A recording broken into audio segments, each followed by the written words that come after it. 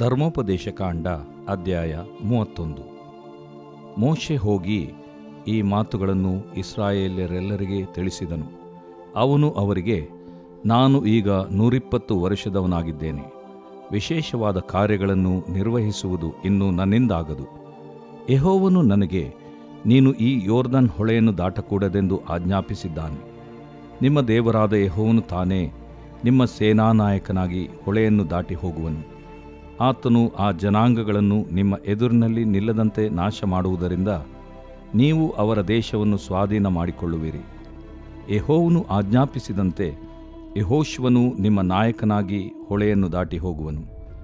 ಯೆಹೋವನು ಅಮೋರಿಯರ ಅರಸನಾದ ಸೀಹೋನ್ ಓಗರನ್ನು ನಾಶಮಾಡಿ ಅವರ ದೇಶವನ್ನು ನಿಮಗೆ ಸ್ವಾಧೀನಪಡಿಸಿದಂತೆ ಆ ಜನಾಂಗಗಳನ್ನು ನಾಶಮಾಡಿ ಅವರ ದೇಶವನ್ನು ನಿಮಗೆ ವಶಪಡಿಸುವನು.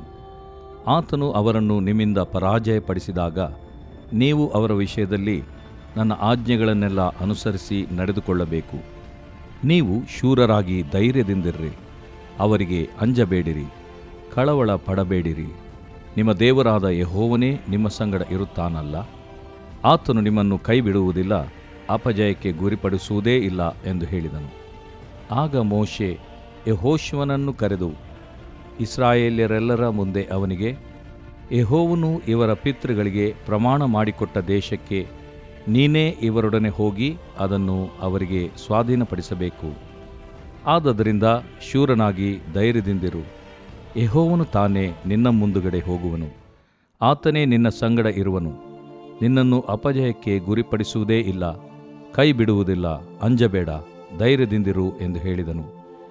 ಮೋಶೆ ಈ ಧರ್ಮಶಾಸ್ತ್ರವನ್ನು ಬರೆದು ಯೆಹೋವನ ಆಜ್ಞಾಶಾಸನಗಳ ಮಂಜೂಷವನ್ನು ಹೊರುವ ಲೇವಿಯರಾದ ಯಾಜಕರ ಮತ್ತು ಹಿರಿಯರ ವಶಕ್ಕೆ ಕೊಟ್ಟು ಅವರಿಗೆ, ಪ್ರತಿ 7 ವರ್ಷಗಳು ಪೂರ್ತಿಯಾದಾಗ ಬಿಡುಗಡೆಯ ಸಂವತ್ಸರದ ನೇಮಕ ಕಾಲದಲ್ಲಿ, ಅಂದರೆ ಪರ್ಣಶಾಲೆಗಳ ಜಾತ್ರೆಯಲ್ಲಿ, ನಿಮ್ಮ ದೇವರಾದ ಯೆಹೋವನು ಆದುಕೊಂಡ ಸ್ಥಳದಲ್ಲಿ ಇಸ್ರಾಯೇಲ್ಯರೆಲ್ಲರೂ ಆತನ ಸನ್ನಿಧಿಗೆ ಕೂಡಿ ಬಂದಾಗ ನೀವು ಅವರೆಲ್ಲರಿಗೂ ಕೇಳಿಸುವಂತೆ ಈ ಧರ್ಮಶಾಸ್ತ್ರವನ್ನು ಅವರ ಮುಂದೆ ಓದಬೇಕು. ಜನರೆಲ್ಲರೂ ಈ ಧರ್ಮಶಾಸ್ತ್ರವನ್ನು ಕೇಳಿ ತಿಳಿದುಕೊಳ್ಳುವಂತೆ ಸ್ತ್ರೀ ಪುರುಷರನ್ನೂ ಮಕ್ಕಳನ್ನೂ ನಿಮ್ಮ ಊರುಗಳಲ್ಲಿರುವ ಅನ್ಯರನ್ನೂ ಕೂಡಿಸಬೇಕು. ಆಗ ಅವರು ತಮ್ಮ ದೇವರಾದ ಯೆಹೋವನಲ್ಲಿ ಭಯಭಕ್ತಿಯುಳ್ಳವರಾಗಿ ಈ ಧರ್ಮಶಾಸ್ತ್ರದ ನಿಯಮಗಳನ್ನು ಅನುಸರಿಸಿ ನಡೆಯುವರು.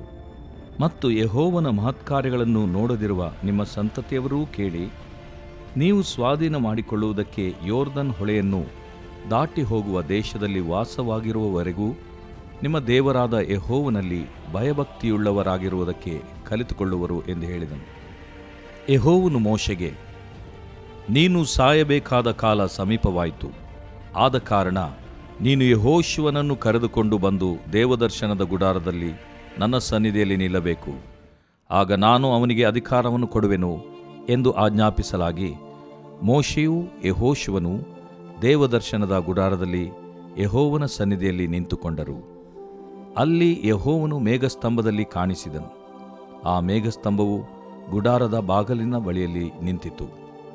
ಯೆಹೋವನು ಮೋಶೆಗೆ, ನೀನು ಪಿತೃಗಳಲ್ಲಿ ಸೇರಿದ ಮೇಲೆ ಈ ಜನರು ನನ್ನನ್ನು ಬಿಟ್ಟು ನಾನು ಅವರೊಡನೆ ಮಾಡಿಕೊಂಡ ಒಡಂಬಡಿಕೆಯನ್ನು ಮೀರಿ ದೇವದ್ರೋಹಿಗಳಾಗಿ ತಾವು ಹೋಗುವ ದೇಶದಲ್ಲಿರುವ ಅನ್ಯ ದೇವತೆಗಳನ್ನು ಪೂಜಿಸುವರು. ಆಗ ನಾನು ಅವರ ಮೇಲೆ ಬಲು ಸಿಟ್ಟಾಗಿ ಅವರನ್ನು ಬಿಟ್ಟು ಅವರಿಗೆ ವಿಮುಖನಾಗಿರುವೆನು. ಆದದರಿಂದ ಅವರು ಸಂಹಾರಕ್ಕೆ ಗುರಿಯಾಗುವರು ಮತ್ತು ಅನೇಕ ಕಷ್ಟಗಳೂ ವಿಪತ್ತುಗಳೂ ಅವರಿಗೆ ಒದಗುವವು. ಆಗ ಅವರು, ನಮ್ಮ ದೇವರು ನಮ್ಮ ಮಧ್ಯದಲ್ಲಿ ಇಲ್ಲದೆ ಹೋದದರಿಂದಲೇ ಈ ವಿಪತ್ತುಗಳೆಲ್ಲ ನಮಗೆ ಸಂಭವಿಸಿದವಲ್ಲ ಅಂದುಕೊಳ್ಳುವರು. ಅವರು ನನ್ನನ್ನು ಬಿಟ್ಟು ಇತರ ದೇವರುಗಳನ್ನು ಆಶ್ರಯಿಸಿ ಬಹಳ ದುಷ್ಕಾರ್ಯಗಳನ್ನು ನಡೆಸುವುದರಿಂದ ನಾನು ಆ ಕಾಲದಲ್ಲಿ ಖಂಡಿತವಾಗಿ ಅವರಿಗೆ ವಿಮುಖನಾಗಿರುವೆನು. ಆದ ಕಾರಣ ನೀನು ಈ ಪದ್ಯವನ್ನು ಬರೆದುಕೊಂಡು ಇಸ್ರಾಯೇಲ್ಯರಿಗೆ ಕಲಿಸಿಕೊಡಬೇಕು. ಈ ಪದ್ಯವು ಇಸ್ರಾಯೇಲ್ಯರಿಗೆ ವಿರೋಧವಾಗಿ ನನ್ನ ಪಕ್ಷದಲ್ಲಿ ಸಾಕ್ಷಿಯಾಗಿರುವಂತೆ ಇದನ್ನು ಅವರಿಗೆ ಬಾಯಪಾಠ ಮಾಡಿಸು. ನಾನು ಪ್ರಮಾಣ ಮಾಡಿಕೊಟ್ಟ ದೇಶದಲ್ಲಿ ಇವರು ಸೇರುವುದಕ್ಕಿಂತ ಮುಂಚಿತವಾಗಿಯೇ ಇವರು ಈಗಲೂ ಮಾಡುವ ದುರಾಲೋಚನೆಗಳನ್ನು ನಾನು ಬಲ್ಲೆ. ನಾನು ಇವರ ಪಿತೃಗಳಿಗೆ ಪ್ರಮಾಣ ಮಾಡಿದಂತೆ ಹಾಲು ಜೇನು ಹರಿಯುವ ದೇಶಕ್ಕೆ ಇವರನ್ನು ಸೇರಿಸಿದ ಮೇಲೆ ಇವರು ಚೆನ್ನಾಗಿ ಉಂಡು ಕೊಬ್ಬಿದವರಾದಾಗ ಇತರ ದೇವರುಗಳನ್ನು ಅವಲಂಬಿಸಿ ಸೇವಿಸಿ ನನ್ನನ್ನು ತಾತ್ಸಾರ ಮಾಡಿ ನನ್ನ ನಿಬಂಧನೆಯನ್ನು ಮೀರುವರು. ಅನಂತರ ಅನೇಕ ಕಷ್ಟಗಳು ವಿಪತ್ತುಗಳು ಸಂಭವಿಸಿದಾಗ ಈ ಪದ್ಯವು ಇವರ ಸಂತತಿಯವರ ಬಾಯಲ್ಲಿ ಇದ್ದುಕೊಂಡು ಅವರ ಮುಂದೆ ಸಾಕ್ಷಿ ಕೊಡುವುದು ಎಂದು ಹೇಳಿದನು. ಆದ ಕಾರಣ ಮೋಶೆ ಆ ದಿನದಲ್ಲೇ ಈ ಪದ್ಯವನ್ನು ಬರೆದು ಇಸ್ರಾಯೇಲ್ಯರಿಗೆ ಕಲಿಸಿದನು. ಆಗ ಯೆಹೋವನು ನೂನನ ಮಗನಾದ ಯೆಹೋಶುವನಿಗೆ, ನಾನು ಇಸ್ರಾಯೇಲ್ಯರಿಗೆ ಪ್ರಮಾಣ ಮಾಡಿಕೊಟ್ಟ ದೇಶದಲ್ಲಿ ನೀನೇ ಅವರನ್ನು ಸೇರಿಸಬೇಕು. ಆದದರಿಂದ ಶೂರನಾಗಿ ಧೈರ್ಯದಿಂದಿರು, ನಾನೇ ನಿನ್ನ ಸಂಗಡ ಇರುವೆನು ಎಂದು ಆಜ್ಞಾಪಿಸಿದನು. ಮೋಶೆ ಈ ಧರ್ಮಶಾಸ್ತ್ರವನ್ನು ಗ್ರಂಥರೂಪವಾಗಿ ಬರೆದು ಪೂರೈಸಿದಾಗ ಯೆಹೋವನ ಆಜ್ಞಾಶಾಸನಗಳ ಮಂಜೂಷವನ್ನು ಹೊರುವ ಲೇವಿಯರಿಗೆ, ನೀವು ಈ ಧರ್ಮಶಾಸ್ತ್ರ ಪುಸ್ತಕವನ್ನು ನಿಮ್ಮ ವಶಕ್ಕೆ ತೆಗೆದುಕೊಂಡು ನಿಮ್ಮ ದೇವರಾದ ಯೆಹೋವನ ಆಜ್ಞಾಶಾಸನಗಳ ಮಂಜೂಷದ ಬಳಿಯಲ್ಲಿ ಇಡಿರಿ. ಇಸ್ರಾಯೇಲ್ಯರೇ, ಅಲ್ಲಿ ಇದು ನಿಮಗೆ ವಿರೋಧವಾಗಿ ಸಾಕ್ಷಿ ಕೊಡುವುದಾಗಿರಲಿ. ಯಾಕಂದರೆ ನೀವು ಹಠ ಹಿಡಿದು ಆಜ್ಞೆಗೆ ಒಳಗಾಗದವರೆಂದು ನನಗೆ ತಿಳಿದೇ ಇದೆ. ನಾನು ಇನ್ನೂ ಜೀವದಿಂದಿರುವಾಗಲೇ ನೀವು ಯೆಹೋವನಿಗೆ ವಿರೋಧವಾಗಿ ತಿರುಗಿ ಬಿದ್ದಿದ್ದೀರಿ. ನಾನು ಹೋದ ತರುವಾಯ ನೀವು ತಿರುಗಿ ಬೀಳುವುದು ಮತ್ತಷ್ಟು ನಿಶ್ಚಯ. ನಿಮ್ಮ ಕುಲಗಳ ಹಿರಿಯರನ್ನೂ ಅಧಿಪತಿಗಳನ್ನೂ ನನ್ನ ಬಳಿಗೆ ಕೂಡಿಸಿರಿ. ನಾನು ಈ ಮಾತುಗಳನ್ನು ಅವರಿಗೆ ತಿಳಿಸಿ ಅವರಿಗೆ ವಿರೋಧವಾಗಿ ಸಾಕ್ಷಿಗಳಾಗುವುದಕ್ಕೆ ಭೂಮ್ಯಾಕಾಶಗಳನ್ನು ಕರೆಯುವೆನು. ನಾನು ಹೋದ ಮೇಲೆ ನೀವು ದ್ರೋಹಿಗಳಾಗಿ ನಾನು ಬೋಧಿಸಿದ ಮಾರ್ಗವನ್ನು ತಪ್ಪಿ ಹೋಗುವಿರೆಂದೂ, ಅನಂತರದಲ್ಲಿ ನೀವು ಯೆಹೋವನ ದೃಷ್ಟಿಯಲ್ಲಿ ಕೆಟ್ಟದ್ದನ್ನು ನಡೆಸಿ ದುರಾಚಾರಿಗಳಾಗಿ ಆತನನ್ನು ಕೋಪಗೊಳಿಸುವುದರಿಂದ ನಿಮಗೆ ಆಪತ್ತುಗಳು ಉಂಟಾಗುವವೆಂದು ನಾನು ಬಲ್ಲೆ ಎಂದು ಹೇಳಿದನು. ಆಗ ಮೋಶೆ ಇಸ್ರಾಯೇಲ್ಯರ ಸರ್ವಸಮೂಹದವರಿಗೆ ಕೇಳಿಸುವಂತೆ ಈ ಪದ್ಯದ ಮಾತುಗಳನ್ನೆಲ್ಲ ಹೇಳಿದನು. ಏನೆಂದರೆ, ದೇವರು ಪ್ರೀತಿಸುವ ಪ್ರೀತಿಯ ಬಿಗ್ ಜೆ ಟಿವಿ ಪ್ರಿಯ ವೀಕ್ಷಕರಿಗೆ ನಮ್ಮ ಕರ್ತನಾದ ಯೇಸು ಕ್ರಿಸ್ತನ ಹೆಸರಿನಲ್ಲಿ ವಂದಿಸಿ ಸ್ವಾಗತ ಬಯಸ್ತೇವೆ. ಇಂದಿನ ನಮ್ಮ ಅಧ್ಯಯನ ಧರ್ಮೋಪದೇಶ ಕಾಂಡ, ದ ಬುಕ್ ಆಫ್ ಡ್ಯೂಟರಾನಮಿ 31ನೇ ಅಧ್ಯಾಯ, ಚಾಪ್ಟರ್ 31. 30ನೇ ಅಧ್ಯಾಯದಲ್ಲಿ ದೇವರು ಮೋಶೆ ಮುಖಾಂತರವಾಗಿ ಹೇಳಿದಂಥ ಮಾತು ಏನಂತ ಹೇಳಿದರೆ, ನೀವು ದೇವರಿಗೆ ಗೊತ್ತಿತ್ತು ಇಸ್ರಾಯೇಲರು ಮತ್ತೆ ಮತ್ತೆ ದೇವರಿಂದ ದೂರ ಹೋಗುವಂಥವರು, ದೂರ ಹೋಗ್ತಾರೆ. ದೇವರು ಅದರ ಬಗ್ಗೆ ಪ್ರವಾದಿಸಿದ್ದನು, ದೇವರಿಗೆ ಅದು ಗೊತ್ತಿತ್ತು. ಆದರೂ ಕೂಡ ನೀವು ದೂರಕ್ಕೆ ಹೋದಾಗ ಪುನಃ ದೇವರ ವಾಕ್ಯವನ್ನು ಕೈಕೊಂಡು ನಡೆದರೆ, ಪುನಃ ಪಶ್ಚಾತ್ತಾಪಟ್ಟರೆ, ಪುನಃ ಹೃದಯದಲ್ಲಿ ಸುನ್ನತಿಯನ್ನು ಹೊಂದಿದವರಾದರೆ, ಅಂದರೆ ಅರ್ಥ ಹೃದಯದಲ್ಲಿ ಒಂದು ಪರಿವರ್ತನೆ ಆದರೆ, ಹೃದಯದಲ್ಲಿ ಒಂದು ಚುಚ್ಚುವಿಕೆ, ಕೊಯ್ಯುವಿಕೆ, ಹೃದಯದಲ್ಲಿ ಒಂದು ನೋವು, ಹೃದಯದಲ್ಲಿ ಒಂದು ಕಾರ್ಯ, ದೇವ ಕಾರ್ಯ. ಯಾಕಂದರೆ ಒಳಗೆ ಹೃದಯ ಆಪರೇಷನ್ ಮಾಡಬೇಕಂತ ಹೇಳಿದರೆ ಏನೂ ಇಲ್ಲದೆ ಅದು ದೇವರೇ ಮಾಡಬೇಕು. ದೇವರ ಕಾರ್ಯ, ದೇವರ ಮನವರಿಕೆ, ದೇವರ ಆತ್ಮನ ಕಾರ್ಯ. ಆ ರೀತಿಯಾಗಾದರೆ ಮತ್ತೆ ಹಿಂದಿರುಗಿ ನಿಮ್ಮನ್ನು ನಾನು ಸೇರಿಸಿಕೊಳ್ತೇನೆ ಎಂಬುದಾಗಿ ದೇವರು ಹೇಳ್ತಾನೆ. ಕಾರಣ 30ನೇ ಅಧ್ಯಾಯದಲ್ಲಿ 3 ಸಾರಿ ಪ್ರೀತಿಸಿ ಪ್ರೀತಿಸಿ ಪ್ರೀತಿಸಿ ಎಂಬ ಮಾತಿರೋದ್ರಿಂದ ಇದು ಪ್ರೀತಿಯ ಸಂಬಂಧ. ಇದು ಒಂದು ಬಾಸ್ ಮತ್ತು ಕೆಲಸಗಾರರ ಒಂದು ಸಂಬಂಧ ಅಲ್ಲ. ಹೌದು, ದೇವರು ಒಂದು ರೀತಿಯಿಂದ ನಮ್ಮ ಬಾಸ್ ಆಗಿದ್ದಾರೆ, ಯಜಮಾನರಾಗಿದ್ದಾರೆ. ಆದರೆ ಅದೇ ಸಂದರ್ಭದಲ್ಲಿ ಅದಕ್ಕಿಂತಲೂ ಆಳವಾದಂಥ ಒಂದು ಸಂಬಂಧ ತಂದೆ. ಆತನ ತಂದೆ, ನಮ್ಮ ಆತ್ಮಿಕ ತಂದೆ, ನಮ್ಮ ಸೃಷ್ಟಿಕರ್ತನಾದ ತಂದೆ. ಆ ರೀತಿಯಾಗಿರುವುದರಿಂದ ಮೋಶೆ ತನ್ನ ಕೊನೆ ಒಂದು ಸಂದೇಶ, 3 ಸಂದೇಶಗಳಲ್ಲಿ ಕೊನೆ ಸಂದೇಶ ಇದು, ಕೊನೆ ಅಧ್ಯಾಯ, ಲಾಸ್ಟ್ ಚಾಪ್ಟರ್ ಆಫ್ ಮೋಸಸ್, ಆತನ ಸಂದೇಶ. ಯಾಕಂದರೆ ಲಾಸ್ಟ್ ಕೊನೆಯ ಅಧ್ಯಾಯ ಅಂತ ಯಾಕೆ ಹೇಳ್ತಾನೆ, ಸಂದೇಶದ ಕೊನೆಯ ಅಧ್ಯಾಯ. ಅದಾದಮೇಲೆ ಇನ್ನು ಕೆಲವು ಅಧ್ಯಾಯಗಳಿವೆ, ಆದರೆ ಸಂದೇಶ ಮುಕ್ತಾಯ ಮಾಡುವಂಥ, ಕನ್ಕ್ಲೂಡ್ ಮಾಡುವಂಥ ಒಂದು ಅಧ್ಯಾಯ 30ನೇ ಅಧ್ಯಾಯ. ಆದ ಕಾರಣ ಪ್ರೀತಿ ಪ್ರೀತಿ ಪ್ರೀತಿ ಅಂತ 3 ಸಾರಿ ಹೇಳಿಬಿಟ್ಟು ಇನ್ನೊಂದು ತನ್ನ 3 ಸಂದೇಶದಲ್ಲಿ ವಾಕ್ಯವನ್ನು ಎತ್ತಿಡಿದು ಮಾತನಾಡುವಾತನಾಗಿದ್ದಾನೆ. ವಾಕ್ಯ ಕೈಕೊಂಡು ನಡೆಯುವಂಥದ್ದು ಕಷ್ಟವಾದದ್ದು ಅಲ್ಲ. 30:11 ಧರ್ಮೋಪದೇಶಕಾಂಡ 30:11ರಲ್ಲಿ ಈ ಧರ್ಮೋಪದೇಶವು ನಿಮಗೆ ಗ್ರಹಿಸುವುದಕ್ಕೆ ಕಷ್ಟವಾದದ್ದಲ್ಲ. It's not difficult to understand. ಯಾಕೆಂದರೆ ಧರ್ಮೋಪದೇಶಕಾಂಡ 29:29 ಏನಂತ ಆತನು ಹೇಳ್ತಾನೆ, ಈಗ ರಹಸ್ಯವಾದವುಗಳು ದೇವರಿಗೆ ಸೇರಿದ, ಆದರೆ ಪ್ರಕಟವಾದವುಗಳು ನಿಮಗೆ ಸೇರಿದ್ದಲ್ಲ. ಹೇಗೆ ಅದನ್ನು ರಹಸ್ಯವಾದವುಗಳನ್ನು ಪ್ರಕಟವಾದವುಗಳನ್ನಾಗಿ ಮಾಡಿಕೊಳ್ಬೇಕು? ಜ್ಞಾನೋಕ್ತಿ 25:2. ಹೌದು, ನೀವು ರಾಜಾದಿ ರಾಜನೊಂದಿಗೆ ನೀವು ಒಡಂಬಡಿಕೆ ಮಾಡಿಕೊಂಡು, ಒಡಂಬಡಿಕೆ ಮುಖಾಂತರವಾಗಿ ನೀವು ಕೀರ್ತನೆ 25, 12, 9, 8 ವಚನಗಳಲ್ಲಿ ಇರುವಂತೆ ನಮಗೆ ಪ್ರಕಟಣೆ ಮಾರ್ಗವನ್ನು ಪ್ರಕಟಿಸ್ತಾನೆ ದೇವರು. ಆದ ಕಾರಣ ಮೇಲಿನ ಲೋಕಕ್ಕೆ ಏರಿ ಹೋಗಿ ಅದನ್ನು ತಿಳ್ಕೊಳ್ಬೇಕಂತ ಅಷ್ಟು ಕಷ್ಟಪಡಬೇಕಾಗಿಲ್ಲ. ಅಥವಾ ನಮಗೋಸ್ಕರವಾಗಿ ಸಮುದ್ರವನ್ನು ದಾಟಿ ಅದನ್ನು ತೆಗೆದುಕೊಂಡು ಯಾರು ಬರ್ತಾರೆ, ವಾಕ್ಯ ಅಷ್ಟು ದೂರ ಇದೆ, ಆಕಾಶದಲ್ಲಿ ಇದೆ ಅಥವಾ ಭೂಮಿ ಸಮುದ್ರದಲ್ಲಿ ಆದರೆ ಇದೆ ಅಂತ ಹಂಗೆ ತಿಳ್ಕೊಳ್ಬೇಕಾಗಿದೆ. ದೇವರ ವಾಕ್ಯ ಹತ್ತಿರವಾಗಿಯೇ ಇದೆ. God's word is very near. ಹೇಗೆ ಹತ್ತಿರವಾಗಿದೆ? ಈ ವಾಕ್ಯವು ನಿಮ್ಮ ಸಮೀಪದಲ್ಲಿಯೇ ಇದೆ. ಹೇಗೆ? ಇದು ನಿಮ್ಮ ಬಾಯಲ್ಲಿಯೂ ಹೃದಯದಲ್ಲಿಯೂ ಇದೆ. ಆದ ಕಾರಣ ದೇವರ ವಾಕ್ಯ ಭಾಳ ದೂರ ಏನಿಲ್ಲ. ಬಾಯಲ್ಲಿ ದೇವರ ವಾಕ್ಯ, ಹೃದಯದಲ್ಲಿ ದೇವರ ವಾಕ್ಯ, ಮನಸ್ಸಿನಲ್ಲಿ ದೇವರ ವಾಕ್ಯ, ಜೀವನದಲ್ಲಿ ದೇವರ ವಾಕ್ಯ, ಭೂಲೋಕದಲ್ಲಿ ದೇವರ ವಾಕ್ಯ, ಪರಲೋಕದಲ್ಲಿ ಶಾಶ್ವತವಾಗಿ ದೇವರ ವಾಕ್ಯ. ವಾವ್, ಎಂಥ ಒಂದು ಜೀವನ! ಕೊರಿಂಥದವರ ಅಂಥ ಒಂದು ಭಕ್ತಾದಿಗಳಲ್ಲ. ಕೋರ್ಟ್ ಕೇಸ್ ಅವರಲ್ಲಿತ್ತು, ಅನೈತಿಕತೆ ಅವರಲ್ಲಿತ್ತು, ವ್ಯಾಜ್ಯಗಳು ಅವರಲ್ಲಿತ್ತು, ಮೂಢನಂಬಿಕೆ ಅವರಲ್ಲಿತ್ತು, ಎಳೆಗೂಸುಗಳಾಗಿದ್ದರು, ಜಗಳ ಅವರಲ್ಲಿತ್ತು, ಹೊಟ್ಟೆ ಕಿಚ್ಚು ಅವರಲ್ಲಿತ್ತು, ಕೇವಲ ನರಪ್ರಾಣಿಗಳಂತೆ ನಡ್ಕೊಳ್ಳೋರಾಗಿದ್ದರು. ಆದರೂ ಕೂಡ ಪೌಲನವರಿಗೆ ಹೇಳುವಂಥ ಒಂದು ಉತ್ತೇಜನದ ಮಾತು ಏನಂತೇಳಿದರೆ, 1 ಕೊರಿಂಥ 2:16 ಏನಂತೇಳಿದರೆ, ನಮಗಾದರೂ, ಅಂದರೆ ಕೊರಿಂಥದವರನ್ನು ಒಟ್ಟಿಗೆ ಸೇರಿಸ್ಕೊಂಡು ನಮಗಾದರೂ ಕ್ರಿಸ್ತನ ಮನಸ್ಸು ದೊರಕಿತು ಎಂಬುದಾಗಿ ಹೇಳ್ತಾನೆ ರೀ. 31ನೇ ಅಧ್ಯಾಯದಲ್ಲಿ ನಾವು ನೋಡುವಾಗ ಇದು ಭಾಳ ಮೂವಿಂಗ್ ಸೀನ್ರಿ, ಅಂದರೆ ಚಲಿಸುವಂಥ ಒಂದು ದೃಶ್ಯ. ಅದರಲ್ಲಿ ಈಗ ಮೋಶೆ ತನ್ನ ನಾಯಕತ್ವವನ್ನು, ತನ್ನ ಜವಾಬ್ದಾರಿಕೆಯನ್ನು ಈಗ ಯೆಹೋಶುವನಿಗೆ ಒಪ್ಪಿಸಿಕೊಡುವಂಥ ಒಂದು ಅಧ್ಯಾಯ ಇದು.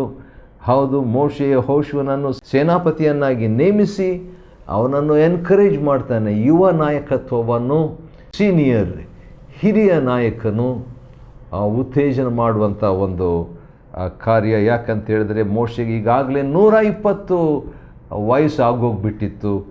ನಾನು ಈಗ 120 ವರ್ಷದವನಾಗಿದ್ದೇನಂತ ಹೇಳಿಬಿಟ್ಟು ದೊಡ್ಡ ದೊಡ್ಡ ಕಾರ್ಯ ಎಲ್ಲ ಮಾಡಲಿಕ್ಕಾಗಲ್ಲ. ಮಾಡಬೇಕಂತ ಮನಸ್ಸಿದ್ರೂ ಕೂಡ ಟೈಮ್ ಇಲ್ಲ. ಯಾಕೆ ಟೈಮ್ ಇಲ್ಲ? ಯಾಕಂದರೆ ದೇವರು ಹೇಳಿದ್ರು, ಇನ್ನು ಮುಂದೆ ನೀನು ಈಗ ಕಾನಾನ್ ದೇಶಕ್ಕೆ ನೀನು ಹೋಗುವ ಹಾಗಿಲ್ಲ, ಕೆಲವೇ ತಾಸುಗಳು ಕಾನಾನ್ ದೇಶಕ್ಕೆ ಹೋಗುವ ಹಾಗಿಲ್ಲ, ಕೆಲವೇ ತಾಸುಗಳು ದೇಹ ಬಿಡಬೇಕಾಗ್ತದೆ. ಎಲ್ಲಿ ದೇವ್ರಿಗಾಗಿ ಕೆಲಸ ಮಾಡಲಿಕ್ಕೆ ಆದೀತು? ಹೇಗೆ ಕೆಲಸ ಮಾಡಲಿಕ್ಕಾಗ್ತದೆ? ಆದ ಕಾರಣ ಸೇನಾ ನಾಯಕನಾಗಿ ದೇವರು ನಿಮ್ಮನ್ನು ನಡೆಸ್ತಾನೆ, ಆದರೆ ಯೆಹೋಶುವನು ನಾಯಕನಾಗಿ ನಿಮ್ಮನ್ನು ನಡೆಸ್ತಾನೆ. ಸೇನಾ ನಾಯಕನಾದ ಯೆಹೋವನು, ನಾಯಕನಾದ ಯೆಹೋಶುವನು. ಈ ರೀತಿಯಾಗಿ ಇಸ್ರಾಯೇಲರನ್ನು ಸುಮಾರು 20-30 ಲಕ್ಷ ಜನರನ್ನು ಅತ್ಯಂತ ಭೂಲೋಕದ ದೊಡ್ಡ ಸಭೆಯ ಜವಾಬ್ದಾರಿಕೆ ಸೀನಿಯರ್ ಪಾಸ್ಟರ್ ಆಗಿರುವ ಆತನು, ಹಿರಿಯ ಒಬ್ಬ ನಾಯಕನು, ಆತ್ಮಿಕ ನಾಯಕನಾದ ಮೋಶೆ, ಕಿರಿಯ ನಾಯಕನಿಗೆ, ಯುವ ನಾಯಕನಿಗೆ ಯೆಹೋಶುವನಿಗೆ ಒಪ್ಪಿಸಿಕೊಡುವಾಗ ಒಂದು ಮಾತು ಆತನು ಹೇಳ್ತಾನೆ ರೀ 6ನೇ ವಚನದಲ್ಲಿ. ಅದೇನಂತ ಹೇಳಿದ್ರೆ, ನಿಮ್ಮ ದೇವರಾದ ಯೆಹೋವನೇ ನಿಮ್ಮ ಸಂಗಡ ಇರ್ತಾನಲ್ಲ, ಇನ್ನೇನು ಬೇಕು? ದೇವರು ನಿಮ್ಮ ಸಂಗಡ ಇರ್ತಾನೆ. ಆತ ನಿಮ್ಮನ್ನು ಕೈ ಬಿಡುವುದೂ ಇಲ್ಲ, ಅಪಜಯಕ್ಕೆ ಗುರಿಪಡಿಸುವುದೇ ಇಲ್ಲ. ಅಪಜಯಕ್ಕೆ ಗುರಿಪಡಿಸುವುದಿಲ್ಲ ಅಂತ ಹೇಳಿದರೂ ಭಾಷಾಂತರ ಸರಿಯಾಗಿ ಇರ್ತಿತ್ತು. ಆದರೆ ಅಪಜಯಕ್ಕೆ ಗುರಿಪಡಿಸುವುದೇ ಇಲ್ಲ ಅಂತ ಹೇಳುವಾಗ ಅಲ್ಲಿ ಒಂದು ದೀರ್ಘ, ಅಲ್ಲಿ ಒಂದು ಎಂಫಸಿಸ್, ಅಲ್ಲಿ ಒಂದು ಒತ್ತಿ ಹೇಳುವಿಕೆ, ಅಲ್ಲಿ ಒಂದು ಹೈಲೈಟ್, ಅಲ್ಲಿ ಒಂದು ಕೇಂದ್ರ ಇರುವಂಥದ್ದನ್ನು, ಬಿಂದು ಇರುವಂಥದ್ದನ್ನು ನಾವು ಗಮನಿಸ್ತೇವೆ. ಆಗ ಮೋಶೆ ಯೆಹೋಶುವನನ್ನು ಕರೆದು, ನೀನು ಮೋಶೆ ಕರಿತಾನೆ ಯೆಹೋಶುವನನ್ನು. ಇಸ್ರಾಯೇಲರೆಲ್ಲರ ಮುಂದೆ ಅವನಿಗೆ, ಯೆಹೋವನು ಇವರ ಪಿತೃಗಳಿಗೆ ಪ್ರಮಾಣ ಮಾಡಿಕೊಟ್ಟ ದೇಶಕ್ಕೆ ನೀನೇ, ಯೆಹೋಶುವನೇ ನೀನೇ ಇವರೊಡನೆ ಹೋಗಿ ಅದನ್ನು ಅವರಿಗೆ ಸ್ವಾಧೀನಪಡಿಸಬೇಕು. ಆದುದರಿಂದ ಶೂರನಾಗಿ ಧೈರ್ಯದಿಂದಿರು, ಯೆಹೋವನು ತಾನೇ ನಿನ್ನ ಮುಂದುಗಡೆ ಹೋಗುವನು, ಆತನೇ ನಿನ್ನ ಸಂಗಡ ಇರುವನು. ಸುಮಾರು 30 ವರ್ಷಗಳ ಹಿಂದೆ ಒಬ್ಬ ದೇವರ ಸೇವಕರು ಇದೇ ವಾಕ್ಯವನ್ನು ನನಗೆ ಒಂದು ವಾಗ್ದಾನವಾಗಿ ಪ್ರಾರ್ಥನೆ ಮೂಲಕವಾಗಿ ಕೊಟ್ಟಿದ್ದು ನೆನಪಿಗೆ ಬರ್ತಾ ಇದೆ. 8ನೇ ವಚನ 31ನೇ ಅಧ್ಯಾಯ ಧರ್ಮೋಪದೇಶ ಕಾಂಡ. The Lord your God will go ahead of you in every situation. ಪ್ರತಿಯೊಂದು ಆ ಸನ್ನಿವೇಶದಲ್ಲಿಯೂ ನಿನ್ನ ದೇವರಾದ ಕರ್ತನು ಯೆಹೋವನು ನಿನ್ನ ಸಂಗಡ ಮುಂದುಗಡೆ ಹೋಗುವನು. And you ought to remember this word. ಇದನ್ನು ನೀನು ನೆನಪಿಟ್ಟುಕೊಳ್ಬೇಕೆಂಬುದಾಗಿ ಅಂದು ಪ್ರಾರ್ಥನೆ ಮಾಡಿದ್ದು ಇಂದಿಗೂ ನನಗೆ ನೆನಪಾಗುತ್ತಿದೆ. ಸರಿ, ನಿನ್ನನ್ನು ಅಪಜಯಕ್ಕೆ ಗುರಿಪಡಿಸುವುದಿಲ್ಲ, ಕೈ ಬಿಡುವುದಿಲ್ಲ, ಅಂಜಬೇಡ, ಧೈರ್ಯದಿರು ಎಂಬುದಾಗಿ ಧೈರ್ಯಪಡಿಸ್ತಾನೆ ಹೊಸ ನಾಯಕನನ್ನು. ಸರಿ, ಇನ್ನೊಂದು ವಿಚಿತ್ರ ಸಂಗತಿಯನ್ನು 31ನೇ ಅಧ್ಯಾಯ 9ನೇ ವಚನದಲ್ಲಿ ನಾವು ನೋಡ್ತೇವೆ. ಅದೇನೆಂದರೆ, ಮೋಶೆ ಈ ಧರ್ಮಶಾಸ್ತ್ರವನ್ನು ಬರೆದು, ಮೋಶೆ ಈ ಧರ್ಮಶಾಸ್ತ್ರವನ್ನು ಬರೆದು. ದೇವರ ವಾಕ್ಯ ಓದೋದು ಒಳ್ಳೆಯದು, ದೇವರ ವಾಕ್ಯ ಕೇಳಿಸ್ಕೊಳ್ಳೋದು ಒಳ್ಳೆಯದು, ದೇವರ ವಾಕ್ಯ ಅದನ್ನು ನಂಬುವುದು ಒಳ್ಳೆಯದು, ದೇವರ ವಾಕ್ಯ ಧ್ಯಾನ ಮಾಡುವಂಥದ್ದು ಒಳ್ಳೆಯದು, ದೇವರ ವಾಕ್ಯವನ್ನು ಅಧ್ಯಯನ ಮಾಡುವಂಥದ್ದು ಒಳ್ಳೆಯದು. ಈಗ ಸದ್ಯದಲ್ಲಿ ಅಧ್ಯಯನ ಮಾಡ್ತಾ ಇದ್ದೇವೆ. ಆದರೆ ದೇವರ ವಾಕ್ಯವನ್ನು ಬರೆದು, ಅದರಲ್ಲಿ ಕೂಡ ಒಂದು ಪ್ರತ್ಯೇಕವಾದಂಥ ಆನಂದ. ದೇವರ ವಾಕ್ಯವನ್ನು ಬರೆದು ಅಥವಾ ಟೈಪ್ ಮಾಡಿ ಅಂತ ಹೇಳ್ಬೋದು. ಈಗ ನವೀನ ಆಧುನಿಕ ಮೊಬೈಲ್ ಮತ್ತು ಲ್ಯಾಪ್ಟಾಪ್ಗಳು, ಕಂಪ್ಯೂಟರ್ಗಳ ಒಂದು ಸುವ್ಯವಸ್ಥೆ ಇರುವುದರಿಂದ ದೇವರ ವಾಕ್ಯವನ್ನು ಆ ಮೂಲಕವಾಗಿ ಅಧ್ಯಯನ ಮಾಡಿಕೊಳ್ಳುವಂಥದ್ದು ಒಳ್ಳೆಯದು ರೀ, ಭಾಳ ಒಳ್ಳೆಯದು. ಕ್ರಿಸ್ತನ ಮೂಲಕವಾಗಿ ನಾನು ಎಲ್ಲವನ್ನು ಮಾಡಲಿಕ್ಕೆ ಶಕ್ತಿ ಎಂಬಂಥ ವಾಕ್ಯವನ್ನು ಇವತ್ತು ಬೆಳಗ್ಗೆ ನಾನು ಯೋಚನೆ ಮಾಡ್ತಾ ಇದ್ದಾಗ, ಎಲ್ಲವನ್ನಂದರೆ ಏನೇನು ಅಂತ ಹೇಳ್ಬಿಟ್ಟು ಒಂದೊಂದಾಗಿ ನಾನು ಟೈಪ್ ಮಾಡ್ತಿದ್ರೆ 31 ವಿಷಯಗಳಂತ ಬಂತು. ಅದಕ್ಕೆ ದೇವರಾತ್ಮನಿಗೆ ಸ್ತೋತ್ರ ಮಾಡಿ ಅದನ್ನೆಲ್ಲ ಬರೆದಿಟ್ಟೆ. ಅದ ಕಾರಣ ಆ ರೀತಿಯಾಗಿ ನಾವು ಬರೆದುಕೊಳ್ಳುವಂಥದ್ದು ಒಳ್ಳೆಯದು. ಬರೆದು, ಮೋಶೆ ಬರೆದು ಹಿರಿಯರ ವಶಕ್ಕೆ ಅದನ್ನು ಕೊಟ್ಟು, ನೋಡ್ರಿ, ಅದನ್ನು ಬರೆದು ಹಿರಿಯರ ವಶಕ್ಕೆ ಕೊಟ್ಟು ಪ್ರತಿ 7 ವರ್ಷಗಳು ಪೂರ್ತಿಯಾದಾಗ ಬಿಡುಗಡೆಯ ವರ್ಷದಲ್ಲಿ ನೇಮಕ ಕಾಲದಲ್ಲಿ, ಅಂದರೆ ಪರ್ಣಶಾಲೆಗಳ ಜಾತ್ರೆಯಲ್ಲಿ ಇದನ್ನು ನೀವೇನು ಮಾಡಬೇಕು, ಎಲ್ಲರೂ ಕೇಳಿಸುವಂತೆ ಈ ಧರ್ಮಶಾಸ್ತ್ರವನ್ನು ಅವರ ಮುಂದೆ ಓದಬೇಕು. ಭಾಳ ಸಂತೋಷವಾಗ್ತದೆ ನನಗೆ ಇದನ್ನು ಓದ್ಬಿಟ್ಟು ನೋಡಿಬಿಟ್ಟು ಕೇಳಿಸ್ಕೊಂಡು. 31ನೇ ಅಧ್ಯಾಯ ಧರ್ಮೋಪದೇಶ ಕಾಂಡ, ಆ ಹಬ್ಬಗಳಲ್ಲಿ ದೇವರ ವಾಕ್ಯ ಓದಬೇಕು. ದೇವರ ವಾಕ್ಯ ಓದಬೇಕಂದ್ರೆ ಸ್ವಲ್ಪ ಒಂದು ಸೆಕೆಂಡು, 1 ನಿಮಿಷ, ಶಾರ್ಟ್ ಆ್ಯಂಡ್ ಸ್ವೀಟ್ ಅಂತ ಹೇಳ್ತಾರಲ್ಲ, ಆ ರೀತಿಯಾಗಲ್ಲ. ಇದನ್ನು ಪೂರ್ಣವಾಗಿ ಓದಬೇಕು, ಅದನ್ನು ಶ್ರದ್ಧೆಯಿಂದ ಓದಬೇಕು, ಅದನ್ನು ಪ್ರೀತಿಸ್ತಾ ಓದಬೇಕು, ಅದನ್ನು ಧ್ಯಾನಿಸ್ತಾ ಓದಬೇಕು, ಭಯಭಕ್ತಿಯಿಂದ ಓದಬೇಕು. ಓದುವ ಸಂಸ್ಕೃತಿ ಬರ್ತಾ ಅದು ಬೈಬಲ್ ಓದುವ ಸಂಸ್ಕೃತಿ ಕೆಲವು ಕಡೆಗಳಲ್ಲಿ ಕಡಿಮೆ ಆಗ್ತಾ ಇದೆ. ಆದರೆ ಕೂಡ ಮೋಶೆ ಆ ರೀತಿಯಾಗಿ ಉತ್ತೇಜನವನ್ನು ಇನ್ನೇನು ಕಾನಾನ್ ದೇಶಕ್ಕೆ ಹೋಗೋ ಮುಂಚೆ ಈ ಒಂದು ಮಾತನ್ನು ಹೇಳ್ತಾನೆ, ವಾಕ್ಯ. ದೇವ್ರ ಸನ್ನಿಧಾನ. ಪವಿತ್ರಾತ್ಮನು ಮತ್ತು ವಾಕ್ಯ, ಇವುಗಳ ಮುಖಾಂತರವಾಗಿ ಆತ್ಮಿಕವಾಗಿ ನಾವು ಕಾನಾನ್ ದೇಶ, ಕಾನಾನ್ ಅಂದರೆ ದೀನತ್ವ, ಕಾನಾನ್ ಅಂದರೆ ಮೊಣಕಾಲೂರುವುದು, ಕಾನಾನ್ ಅಂದರೆ ವಶಪಡಿಸಿಕೊಳ್ಳುವುದು, ಕಾನಾನ್ ಅಂತ ಹೇಳಿದರೆ ಅಧೀನತೆ, ಕಾನಾನ್ ಅಂತ ಹೇಳಿದರೆ ಆಳಿಕೆ. ದೇವರು ಆ ಕಾನಾನ್ ದೇಶಕ್ಕೆ ಕಾನಾನ್ ಅಂತ ಹೇಳಿದರೆ ಹ್ಯುಮಿಲಿಯೇಷನ್, ಒಂದು ವಿಧವಾದಂಥ ದಬ್ಬಾಳಿಕೆ ಅಥವಾ ಅವಮಾನ ಅಂತ ಕೂಡ ಹೇಳ್ಬೋದು, ನಿಂದೆ ಅಂತ ಕೂಡ ಹೇಳ್ಬೋದು. ಅಂಥ ಒಂದು ಅನುಭವ ಅವರಿಗಾಯಿತು. ಈಗ ಧರ್ಮಶಾಸ್ತ್ರವನ್ನು ಓದಿದಾಗ ಏನಾಗ್ತದೆ ಅಂತ ಒಂದು 3 ವಿಷಯಗಳನ್ನು ನಾವು ನೋಡಿಕೊಳ್ಳೋಣ್ರಿ. ಮೊದಲು ದೇವರ ಧರ್ಮಶಾಸ್ತ್ರವನ್ನು ಮೋಶೆ ಬರೆದುಬಿಟ್ಟು ಅದನ್ನೆಲ್ಲರೂ ಓದಬೇಕಂತ ಹೇಳಿದನು. ಓದಿದಾಗ ಏನಾಗ್ತದೆ? ಓದಿದಾಗ 12ನೇ ವಚನ, ಧರ್ಮೋಪದೇಶ ಕಾಂಡ 31:12, ಡ್ಯೂಟ್ರಾನಮಿ 31:12 2ನೇ ಭಾಗದಲ್ಲಿ ಯಾರ್ಯಾರು ಬರಬೇಕು? ಆ ಧರ್ಮಶಾಸ್ತ್ರವನ್ನು ಓದಲಿಕ್ಕೆ ಕೇಳಲಿಕ್ಕೆ ಜನರೆಲ್ಲರೂ ಬರಬೇಕು. ಸ್ತ್ರೀ, ಪುರುಷರು, ಮಕ್ಕಳು, ನಿಮ್ಮ ಊರುಗಳಲ್ಲಿರುವ ಅನ್ಯರನ್ನೂ ಕೂಡಿಸಬೇಕು. ವಾವ್! ಅನ್ಯ ಜನರು ಕೂಡ ದೇವರ ವಾಕ್ಯ ಓದುವ ಹಬ್ಬ, ವಾಕ್ಯ ಓದುವ ಹಬ್ಬವನ್ನು, ಉತ್ಸಾಹವನ್ನು, ಔತಣವನ್ನು ಎಲ್ರಿಗೂ ಸ್ವಾಗತ ಆದ ಕಾರಣ ಕೂಡಿಸಬೇಕು. ಆಗ ಅವರು ತಮ್ಮ ದೇವರಾದ ಯೆಹೋವನಲ್ಲಿ ಭಯಭಕ್ತಿಯುಳ್ಳವರಾಗಿ ಈ ಧರ್ಮಶಾಸ್ತ್ರದ ನಿಯಮಗಳನ್ನು ಅನುಸರಿಸಿ ನಡೆಯುವರು. ಓದೋದರಿಂದ ನಡೆಯೋದು ಸಾಧ್ಯನಾ? ಸಾಧ್ಯ. ಯಾಕಂದರೆ ಈ ವಾಕ್ಯದಲ್ಲಿ ನೋಡ್ತೀವಿ, ಓದಿದಾಗ ಆ ವಾಕ್ಯ ತನ್ನ ಕಾರ್ಯವನ್ನು ಮಾಡಿ ಆ ವಾಕ್ಯ ನಡೆಯುವಂತೆ ಸಹಾಯ ಮಾಡ್ತದೆ. ಯಾವಾಗೋ ಒಂದು ಸರಿ ಓದೋದಲ್ಲ, ಆಗಾಗ ಅದನ್ನು ಓದಬೇಕು.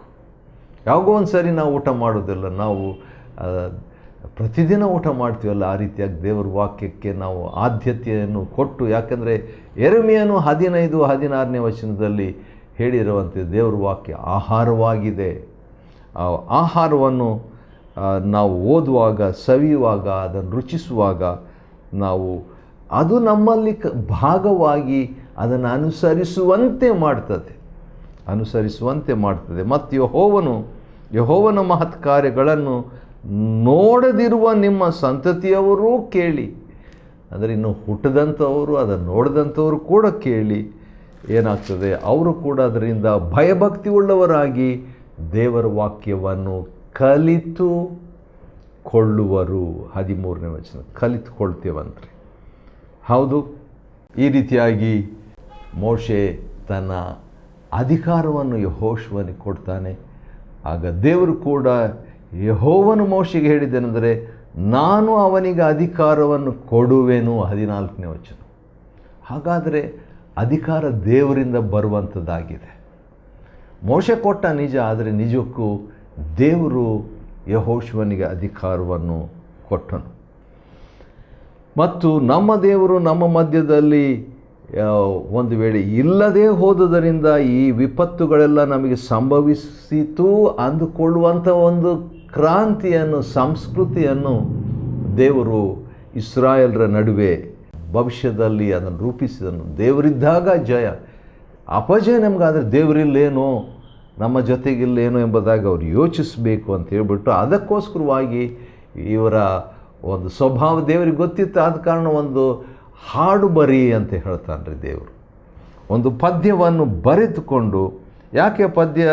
ಯಾಕಂದರೆ ವಿಚಿತ್ರ, ಈ ಪದ್ಯವು ಇಸ್ರಾಯೇಲರಿಗೆ ವಿರೋಧವಾಗಿ ನನ್ನ ಪಕ್ಷದಲ್ಲಿ ಸಾಕ್ಷಿಯಾಗಿರುವಂತೆ, ಹಾಡಿನ ಸಾಕ್ಷಿ ಒಂದು ಪದ್ಯವನ್ನು ಬರಿತಾನೆ ರೀ. ಈ ಪದ್ಯವು ಅವರಿಗೆ ಸಾಕ್ಷಿಯಾಗಿರಲಿ. ಕೂಡಲೇ ಮೋಶೆ ಏನು ಮಾಡ್ತಾನೆ? 22ನೇ ವಚನ, ಮೋಶೆ ಆ ದಿನದಲ್ಲೇ ಈ ಪದ್ಯವನ್ನು ಬರೆದನು. ಪದ್ಯ ಬರಿ ಅಂತ ದೇವ್ರು ಹೇಳಿದಾಗ ಅವತ್ತೇ ಬರೆದುಬಿಟ್ಟಾಗ, ಅವತ್ತೇ ಕಂಪೋಸ್ ಮಾಡಿಬಿಟ್ಟ. ಯಾಕೆ ಹೇಳ್ರಿ? ಯಾಕಂದರೆ ಟೈಮ್ ಇಲ್ಲ, ಭಾಳ ಕಾಲ ಬದುಕೋದಿಲ್ಲ, ದೇವ್ರ ಹತ್ರ ಹೋಗಬೇಕಾಗಿದೆ, ಇವರು ಕಾನಾನ್ಗೆ ಹೋಗಬೇಕಾಗಿದೆ. ಅದ ಕಾರಣ ಬೇಗ ಅವತ್ತೇ ಒಂದು ಪದ್ಯವನ್ನು ಬರೆದನು. ಅಷ್ಟೇ ಅಲ್ಲ, 24ನೇ ವಚನದಲ್ಲಿ ಮೋಶೆ ಧರ್ಮಶಾಸ್ತ್ರ ಗ್ರಂಥ ರೂಪವಾಗಿ ಬರೆದು, ಮತ್ತೆ ಮೋಶೆ ಬರೆಯುವಂಥ ಒಳ್ಳೆಯ ಬರಹಗಾರನೂ ಆಗಿದ್ದಾನೆ. ಅದ ಕಾರಣ ಬರೆದು ಅದನ್ನು ಒಂದು ಮಂಜೂಷದಲ್ಲಿ ಇಡಬೇಕು, ಅದೊಂದು ಸಾಕ್ಷಿಯಾಗಿ ಇರಲಿ ಎಂಬುದಾಗಿ ಹೇಳ್ತಾನೆ ರೀ. ಈ ರೀತಿಯಾಗಿ ಆತನು ಪದ್ಯವನ್ನು ಬರೆದನದ್ರ ಬಗ್ಗೆ ನಾವು 32ನೇ ಅಧ್ಯಾಯದಲ್ಲಿ ನೋಡಿಕೊಳ್ತೀವಿ. 31ನೇ ಅಧ್ಯಾಯ ಧರ್ಮೋಪದೇಶ ಕಾಂಡವನ್ನು ಅಧ್ಯಯನ ಮಾಡಿಕೊಳ್ಳುವಂತೆ ದೇವರು ನಮಗೆ ಕೊಟ್ಟ ಕೃಪೆಗಾಗಿ ಆತನಿಗೆ ಸ್ತೋತ್ರವಾಗಲಿ. ದೇವರು ನಿಮ್ಮನ್ನು ಆಶೀರ್ವದಿಸಲಿ.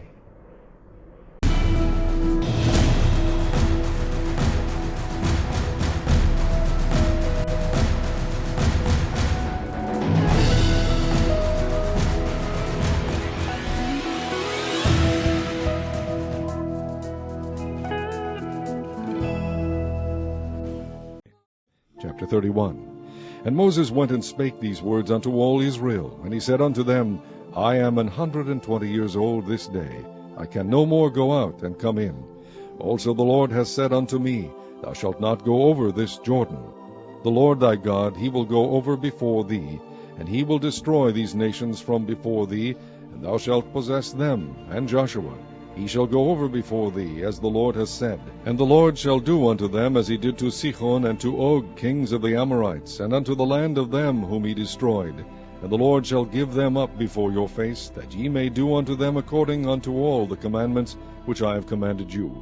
Be strong, and of a good courage, fear not, nor be afraid of them, for the Lord thy God, he it is that doth go with thee. He will not fail thee, nor forsake thee. And Moses called unto Joshua, and said unto him in the sight of all Israel, Be strong and of good courage, for thou must go with this people unto the land which the Lord hath sworn unto their fathers to give them, and thou shalt cause them to inherit it. And the Lord, he it is that doth go before thee, he will be with thee, he will not fail thee, neither forsake thee. Fear not, neither be dismayed. And Moses wrote this law, and delivered it unto the priests, the sons of Levi, which bear the ark of the covenant of the Lord, and unto all the elders of Israel. And Moses commanded them, saying, At the end of every 7 years, in the solemnity of the year of release, in the feast of tabernacles, when all Israel is come to appear before the Lord thy God, in the place which he shall choose, thou shalt read this law before all Israel in their hearing. Gather the people together, men and women and children, and thy stranger that is within thy gates, that they may hear, and that they may learn, and fear the Lord your God, and observe to do all the words of this law, and that their children which have not known anything may hear, and learn to fear the Lord your God, as long as ye live in the land whither ye go over Jordan to possess it. And the Lord said unto Moses, Behold, thy days approach that thou must die. Call Joshua, and present yourselves in the tabernacle of the congregation, that I may give him a charge. And Moses and Joshua went, and presented themselves in the tabernacle of the congregation. And the Lord appeared in the tabernacle in a pillar of a cloud, and the pillar of the cloud stood over the door of the tabernacle. And the Lord said unto Moses, Behold, thou shalt sleep with thy fathers, and this people will rise up, and go a-whoring after the gods of the strangers of the land, whither they go to be among them, and will forsake me, and break my covenant which I have made with them. Then my anger shall be kindled against them in that day, and I will forsake them, and I will hide my face from them, and they shall be devoured, and many evils and troubles shall befall them, so that they will say in that day, Are not these evils come upon us, because our God is not among us? And I will surely hide my face in that day for all the evils which they shall have wrought, in that they are turned unto other gods. Now therefore write ye this song for you, and teach it the children of Israel, put it in their mouths, that this song may be a witness for me against the children of Israel. For when I shall have brought them into the land which I swear unto their fathers, that floweth with milk and honey, and they shall have eaten and filled themselves, and waxen fat, then will they turn unto other gods, and serve them, and provoke me, and break my covenant. And it shall come to pass, when many evils and troubles are befallen them, that this song shall testify against them as a witness, for it shall not be forgotten out of the mouths of their seed. For I know their imagination which they go about, even now, before I have brought them into the land which I swear. Moses therefore wrote this song the same day, and taught it the children of Israel. And he gave Joshua the son of Nun a charge, and said, Be strong, and of a good courage, for thou shalt bring the children of Israel into the land which I swear unto them, and I will be with thee. And it came to pass, when Moses had made an end of writing the words of this law in a book, until they were finished, that Moses commanded the Levites which bear the ark of the covenant of the Lord, saying, Take this book of the law, and put it in the side of the ark of the covenant of the Lord your God, that it may be there for a witness against thee. For I know thy rebellion, and thy stiff neck. Behold, while I am yet alive with you this day, ye have been rebellious against the Lord, and how much more after my death? Gather unto me all the elders of your tribes, and your officers, that I may speak these words in their ears, and call heaven and earth to record against them. For I know that after my death ye will utterly corrupt yourselves, and turn aside from the way which I have commanded you. And evil will befall you in the latter days, because ye will do evil in the sight of the Lord, to provoke him to anger through the work of your hands. And Moses spake in the ears of all the congregation of Israel the words of this song, until they were ended.